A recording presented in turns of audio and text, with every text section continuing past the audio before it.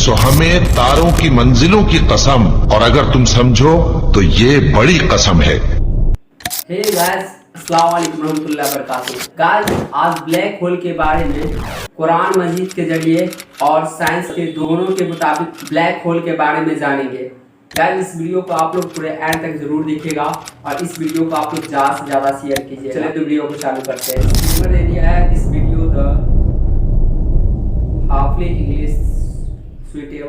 Basically आज से तकरीबन 100 साल पहले 1915 के अंदर 1915 में एल्बर्ट आइंस्टाइन, जो इंसानी हिस्ट्री में चंद बड़े, आप समझ लें, फिजिक्स की फील्ड के लोग हुए हैं, उनमें से एक हैं। 1879 में ये पैदा हुए और 1921 में इन्हें नोबेल प्राइज भी दिया गया फिजिक्स की फील्ड में, और 1955 में इनकी डेथ हुई। और इनका वो जुमला बड़ा मशहूर है, science without religion is lame. Religion आपको वो इल्म देता है जो नॉलेज ऑफ अनसीन, और वो जाहिर है कि रिवील्ड नॉलेज क्रिएटर की तरफ से आता है। दूसरा एक्वायर्ड नॉलेज है जो साइंस का इल्म। तो रिवील्ड नॉलेज वही का इल्म हो या एक्वायर्ड नॉलेज साइंस का इल्म, the knowledge obtained through observations and experiments, ये दोनों लाजमो मलजूम है। तो religion without science, science without religion is lame, and religion without science is blind. Religion science के बगैर अंधी है। रिलीजन को समझने के लिए आपको साइंस समझनी पड़ेगी। इसलिए देखें कुरान पाक में 1000 से ज्यादा आयात जो है ना, वो साइंस की फील्ड से रिलेटेड है, जिसको हम साइंस के फिजिकल फिनोमेना ऑफ नेचर कह रहे हैं। अल्लाह ताला की कुदरत के यानी जो मज़ाहिर इस कायनात में फैले हुए हैं। God is the only explanation of all the physical phenomena in this universe. खुदा ही वजाहत है इस कायनात में होने वाले हर फिजिकल इवेंट की। इस कायनात में जो कुछ हो रहा है उसकी एक ही वजाहत है कि ये किसी की मर्जी से हो रहा है।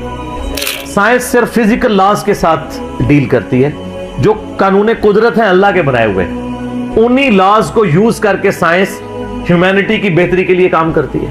कोई लॉ खुद से प्रोड्यूस नहीं कर सकती, वो पाबंद है उसकी। अल्लाह ताला ने लॉ ऑफ बॉयंसी रखा है, कुव्वत उछाल, इसको साइंस यूज करती है और उसकी बुनियाद के ऊपर बहरी जहाज जो है समुद्रों में चलते हैं और हवाई जहाज हवा में।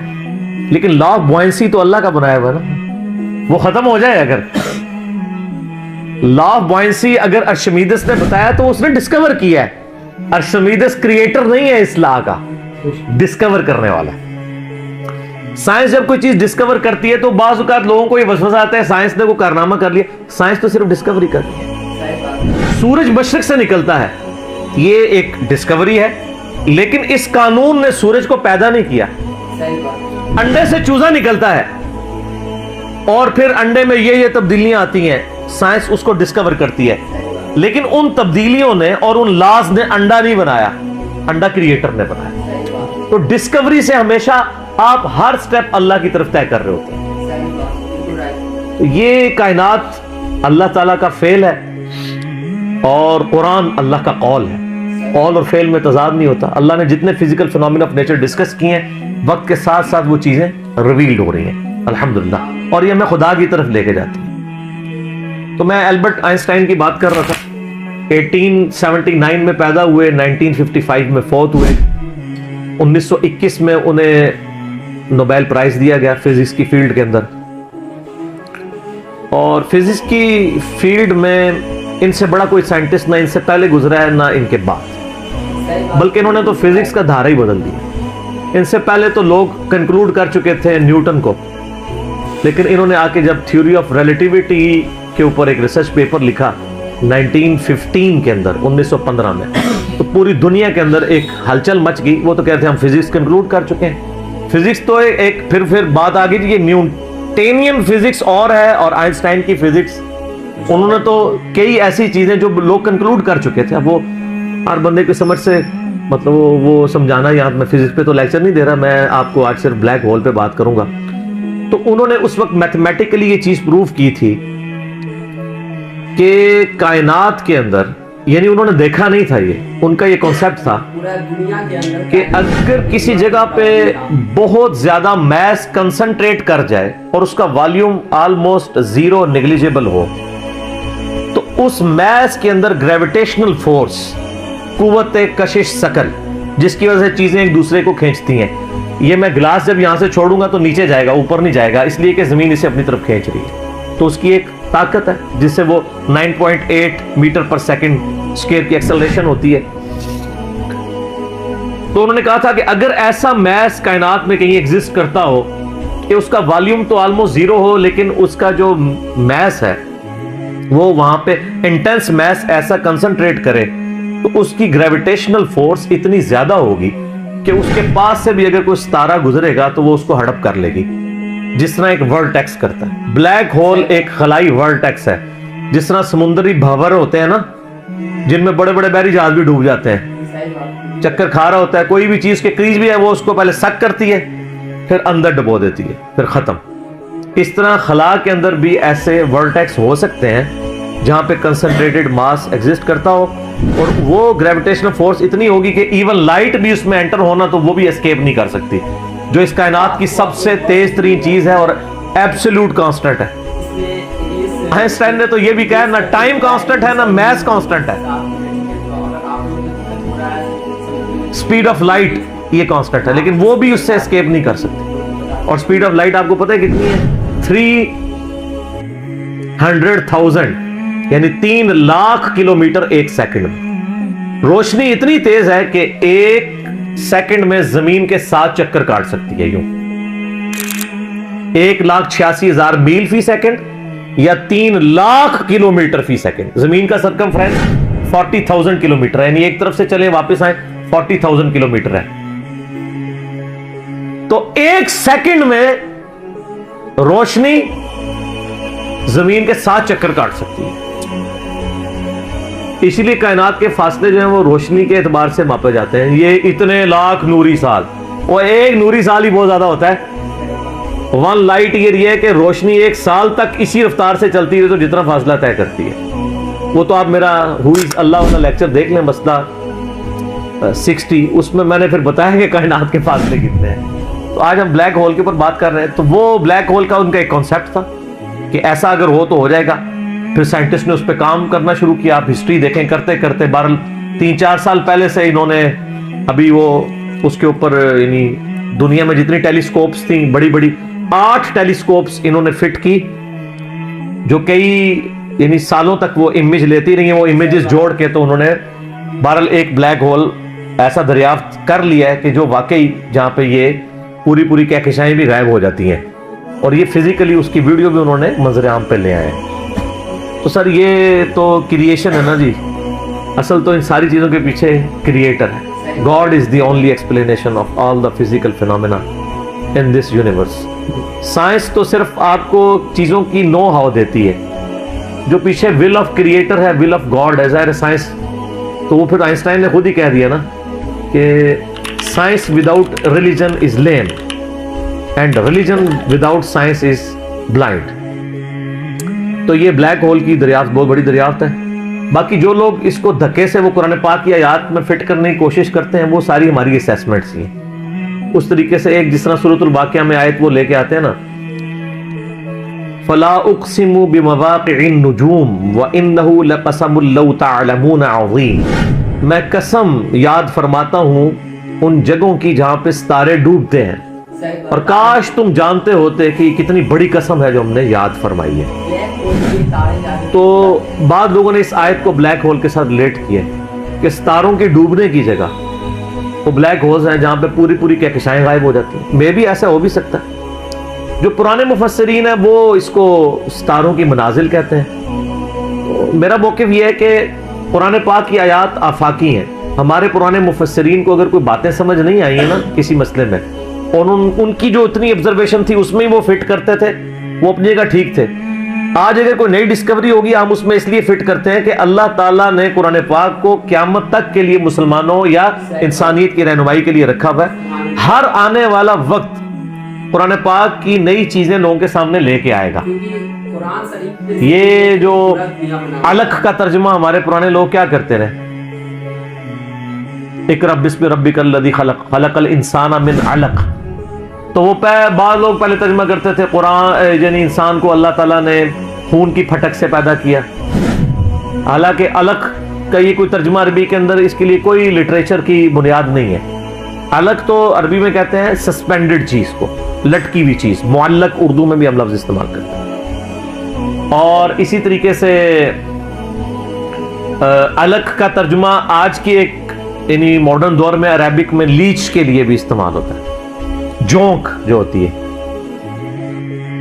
और उसकी अगर शक्ल को देखें आप, यानी जो एम्ब्रियो है रहम मादर में, वो इनिशियली सस्पेंडेड फॉर्म में लीच की शक्ल में होता है।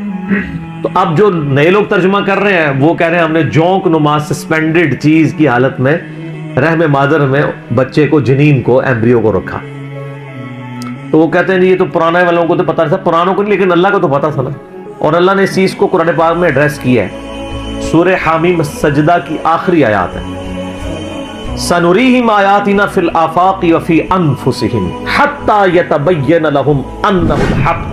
अन करीब हम जमीन व आसमान में और तुम्हारी जानों में तुम्हें ऐसी निशानियां दिखा देंगे कि तुम पुकार उठोगे, तुम पे ये बात खुल जाएगी कि कुरान हक है, खुदा की जात हक है। तो ये हर आने वाला जमाना, हर साइंटिफिक डिस्कवरी खुदा की तरफ लेके जाती है। मैं अक्सर कहता हूं ना कि साइंस में सिर्फ डिस्कवर कर रही है। जल्ला किस तरह आता है?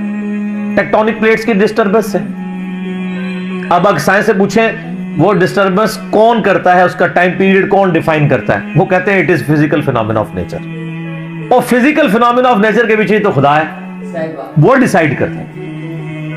कायनात में होने वाली हर चीज मौजज़ा है।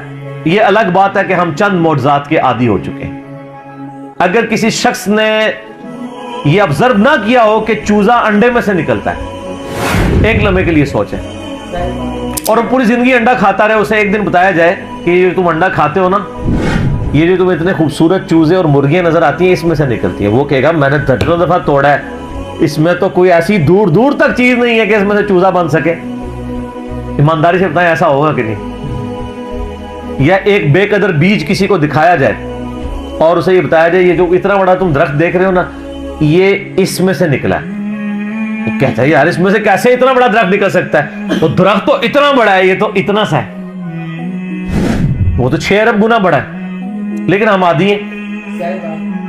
आप फूलों को देखें, अगर फूल किसी को जिसको ये ना पता हो ये जमीन की काली मट्टी में से निकलते हैं, वो कभी भी नहीं मानेगा। मट्टी में तो दूर दूर तक ऐसी कोई चीज नहीं। फ्रूट को देख लें, कायनात की हर चीज एक मौजज़ा है। ये अलग बात है कि हम चंद मौजज़ों के आदी हो चुके हैं, इसलिए हमें वो छोटे लगते हैं। वरना मैं अल्लाह की कसम उठा के कहता हूं कि मुर्दे का जिंदा होना ये छोटा मौजज़ा है, अंडे में से चूजे का निकलना उससे बड़ा मौजज़ा है।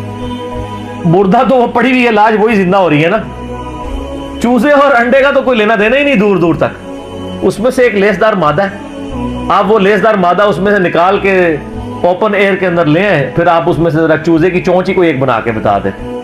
अभी तो हम अंडा बनाने के लिए किसी को कह ही नहीं रहे, अंडा तो कोई बनाने का सोच भी नहीं सकता। तो ये जितने physical phenomena of nature discoveries होती हैं, इसमें हमारा एटीट्यूड प्राइमरी ये होना चाहिए कि हम इसके बाद खुदा की शनाख्त करें। कुरान पाक की आयत में उसको जबरदस्ती घुसेड़ने की कोशिश न करें। कहीं कुछ बन भी रहा होता है, कहीं नहीं भी हो रहा होता। हम भी यानी कोशिश करते हैं जो करीब करीब वो बात कर देते हैं, अदरवाइज मुझे भी सारी बातें पता है जो जो लोग करते हैं, लेकिन ये सारी चीजें कुरान में ना भी लिखी हो। असल चीज ये है कि हर फिजिकल फिनोमेना आपको अल्लाह की तरफ लेके जाता है। तो ये ब्लैक होल की डिस्कवरी भी अल्लाह की कुदरत की बहुत बड़ी निशानदेही है, क्योंकि जिसने डिस्कवर किया है उसने तो इसको पैदा नहीं किया, उसने सिर्फ जाना है। और इससे आप ये भी अंदाजा लगाएं कि हम यानी कई चीजें इस कायनात के अंदर कि जिनको अभी हम सिर्फ उनको जानते नहीं, उनकी डिटेल्स तो छोड़ ही दें, हमें तारुफ भी नहीं। मैंने कई दफा बताया कि इस कायनात के अंदर इस वक्त 250 बिलियन गैलेक्सीज दरियाफ्त हो चुकी, 250 अरब।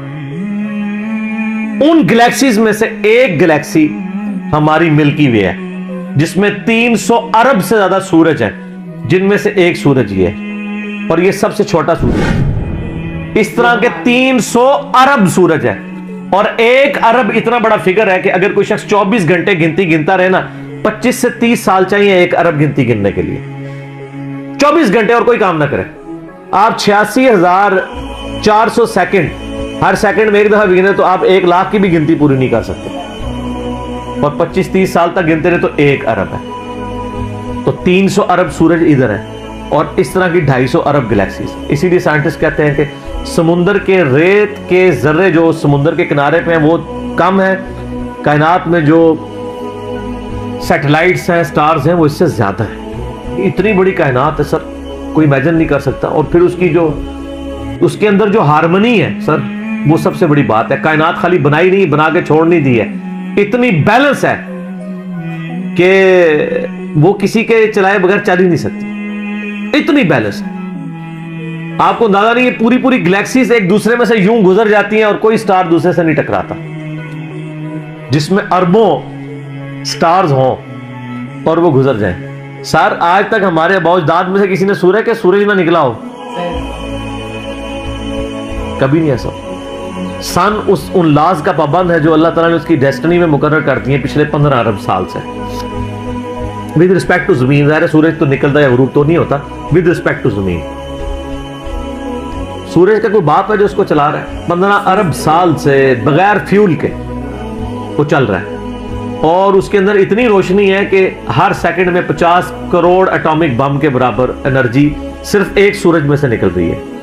इस तरह के 300 अरब सूरज है, ये एक गैलेक्सी है, और इस तरह की 250 अरब गैलेक्सीज और मौजूद। अनबिलीवेबल डाटा है। और ये तो वो है जो नासा ने भी दरियाफ्त किया है। अभी आसमान तो पता ही नहीं कहां पे है, और ये जमीन के अंदर ही आप इस वक्त सिर्फ जमीन के ऊपर 20 लाख मखलूकात की स्पीशीज दरियाफ्त हो चुकी हैं। 2 मिलियन स्पीशीज, यानी अगर आप गिनना शुरू करें, इंसान, घोड़ा, गधा, कौवा, चील, मुर्गी, इस तरह आप स्पीशीज नबातात और हैवानात की गिने ना, उनकी स्पीशीज की तादाद 20 लाख 2 मिलियन है। फिर एक एक स्पीशीज वो आगे फिर बिलियंस में, इंसान ही 7-8 अरब है। जमीन पे सिर्फ हशरातुल अर्द, इंसेक्ट्स और कीड़े इतने हैं कि हर इंसान को अगर 20 करोड़ कीड़े दे दिए जाए, 8 अरब के करीब इंसान है ना, हर बंदे को कहा जाए 20-20 करोड़ ले लो कीड़े, तो उससे ज्यादा कीड़े। वो तो सिर्फ कीड़े की बात हो रही है सर। तो ये तो ना खत्म होने वाला डाटा है, इस पर बहुत बोला जा सकता है। फिलहाल हम उस पर ही वापस आते हैं कि आइंस्टाइन की जो एक थ्योरी थी वो आज प्रैक्टिकली सामने आ गई है। काश आइंस्टाइन कोई हाफिज़ाउल्लाह होता या रहीमाहुल्लाह होता तो हम भी खुश हो रहे होते। खैर, हम यानी उनकी जो खिदमात हैं वो तो उनको तो अप्रिशिएट करते हैं, कोई शक नहीं है। बाल इन चीज़ों से हमें ये भी पता चल गया कि इल्म गैब किसी के पास नहीं होता, अल्लाह ताला एक्वायर्ड नॉलेज के जरिए किसी को इल्म दे दे। वरना ये सारी डिस्कवरीज जो आजकल की मॉडर्न एज में है, पुरानी एज में तो मुसलमानों ने भी कुछ किए हैं, लेकिन मॉडर्न एज में मुसलमानों की कोई दूर दूर तक कंट्रीब्यूशन इन चीज़ों में नज़र नहीं आती है। तो इसका ताल्लुक मुसलमान या काफिर होने से नहीं है, एफर्ट के साथ है। इंसान के लिए वही है जिसकी वो एफर्ट करते हैं। बाकी इन सारी चीज़ों के बाद खुदा का तारुफ करना चाहिए। किसी भी खूबसूरत चीज़ को देखें, सुबहान अल्लाह बोले कि ये पाक या बेऐब या हैरान कुन नहीं है। हैरान कुन तो वो हस्ती है और बेऐब तो वो हस्ती है जिसने इसे पैदा किया।